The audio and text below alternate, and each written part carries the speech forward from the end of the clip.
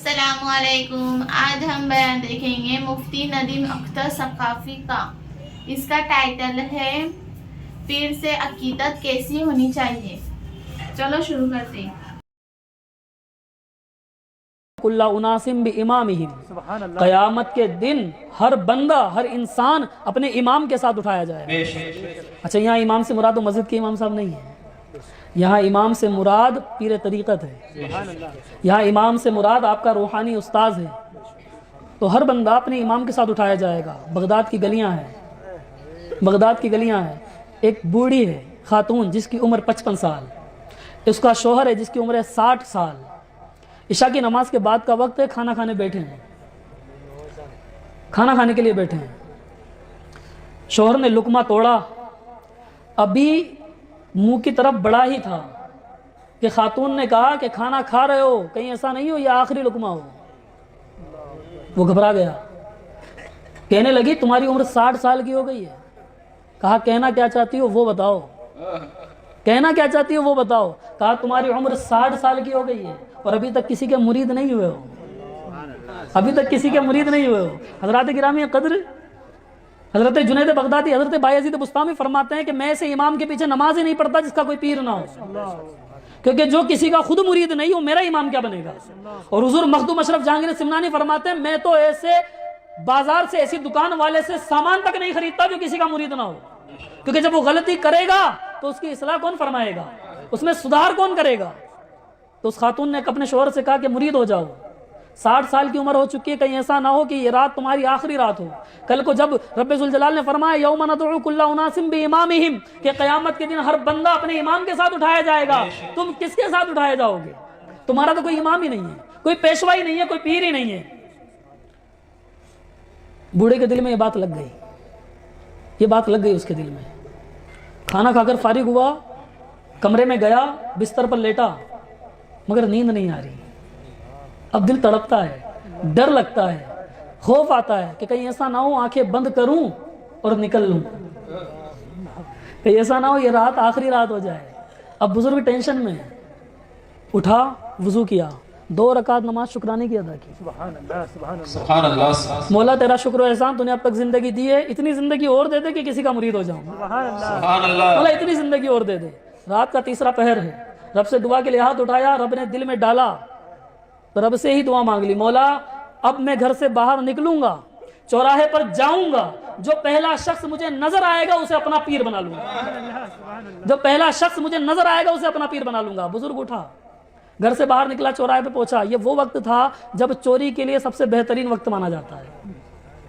الحمدللہ میں نے اپنی زندگی کے 5 سال حضور حاجی علی کی درگاہ کے سائے میں گزارے ہیں، ممبئی کے اندر گزارے ہیں.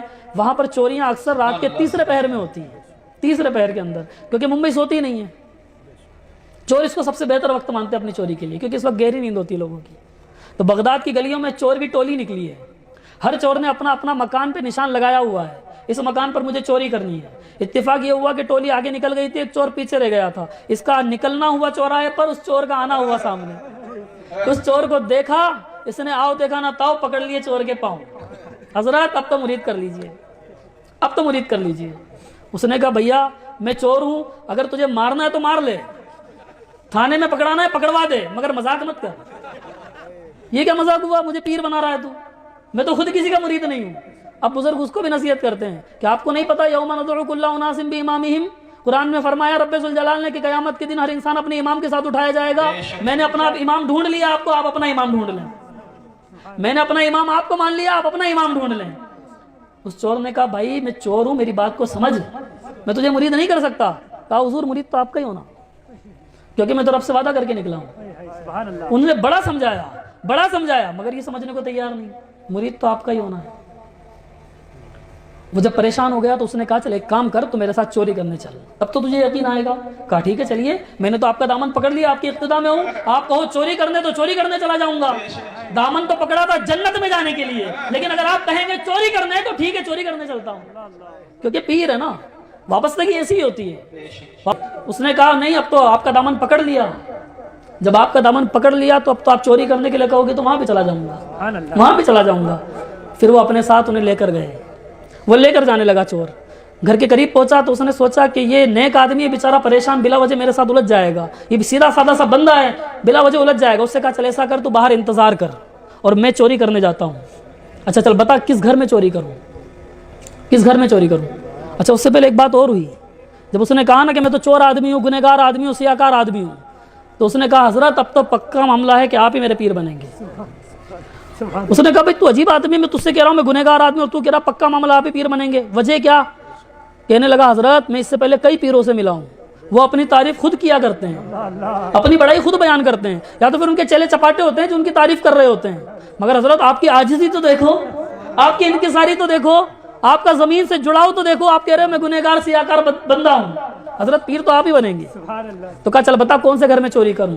اب دیکھیں آپ قسمت، اس فقیر نے اپنی انگلی کو اٹھایا اور انگلی کو گھمایا، اور جس طرف وہ انگلی گئی نا وہ کوئی عام آستانہ نہیں تھا، وہ عام گھر نہیں تھا، وہ پیر پیرا کا مکان تھا، وہ شاہ جینا کا مکان تھا، وہ غوث الثقلین کا مکان تھا، وہ غوث اعظم حضور عبد القادر جیلانی کا مکان تھا۔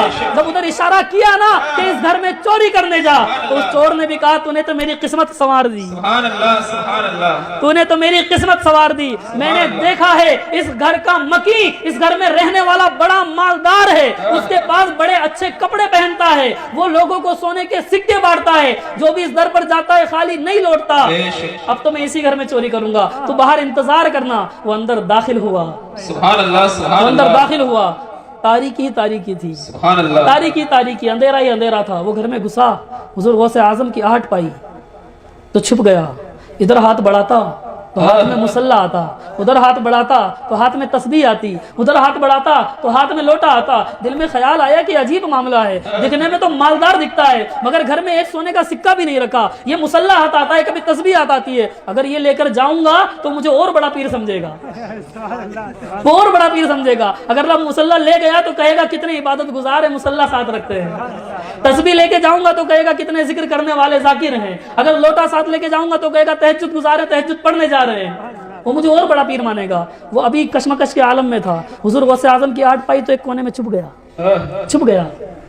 ابھی حضور غوث اعظم اس سے مخاطب ہونے ہی والے تھے، اس سے بات کرنے ہی والے تھے کہ حضرت خضر علیہ السلام تشریف لے آئے، سبحان اللہ سبحان اللہ، بنی اسرائیل کے ولی تشریف لے آئے، بے شک، بنی اسرائیل کے ولی تشریف لے آئے۔ کن کی بارگاہ میں؟ محمد عربی رسول اعظم علیہ الصلوۃ والتسلیم کی امت کے ولی کی بارگاہ میں۔ سبحان اللہ، عرض کی حضور وہ کرخ کا ابدال کا انتقال ہو گیا ہے، کرخ کے ابدال کا انتقال ہو گیا ہے، وہاں ابدال کی ضرورت ہے، نماز فجر سے پہلے ابدال مقرر کرنا ہے، کسی کو ابدال بنانا ہے، کس کو بنایا جائے؟ حضور غوث اعظم نے فرمایا یہاں ایک بیٹھا ہوا ہے، میرے در پر آیا ہے، ایسا نہ ہو کل جب بغداد کی گلیوں میں گھومیں تو لوگوں سے کہے تم تو کہتے تھے بڑا سخی ہے عبد القادر، تم تو کہتے تھے بڑا عطا کرتا ہے عبد القادر، تم تو کہتے تھے کوئی جاتا تو خالی ہاتھ نہیں لوٹ کر آتا، اسے تو مجھے تو کچھ بھی نہیں ملا، میں تو خالی ہاتھ لوٹ کر آیا ہوں، اسے وہ چیز عطا کروں گا، وہ دولت عطا کروں گا کہ پھر کائنات میں ایسی دولت کسی اور کو نہیں ملی ہوگی، آج تک کسی چور نے ایسی چوری نہیں کی ہوگی